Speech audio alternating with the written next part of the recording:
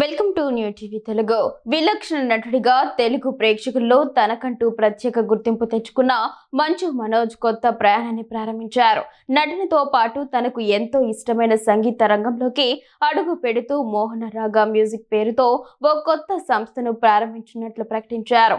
ఈ సంస్థ ద్వారా కొత్త ప్రతిభను ప్రోత్సహించడమే లక్ష్యంగా ముందుకు సాగనున్నట్లు తెలిపారు. మనోజ్ కు సంగీతంతో ఎప్పటి నుంచో బలమైన అనుబంధం ఉంది. గతంలో పోటుగాడు చిత్రంలో ఆయన పాడిన ప్యార్ మే పడిపోయానే పాట పెద్ద హిట్ అయింది. అంతేకాకుండా మిస్టర్ నూకయ్య, నేను మీకు తెలుసా వంటి చిత్రాలకు గేయ రచయితగాను పనిచేశారు. తన కుటుంబ సభ్యుల చిత్రాలకు సంగీత విభాగంలో పనిచేయడమే కాకుండా హాలీవుడ్ చిత్రం బాస్మతి బ్లూస్ కు సైతం సంగీత దర్శకుడు అచ్చు రాజమణితో కలిసి పనిచేశారు. ఈ కొత్త సంస్థ పేరు వెనుక కూడా ఒక ప్రత్యేకత ఉంది.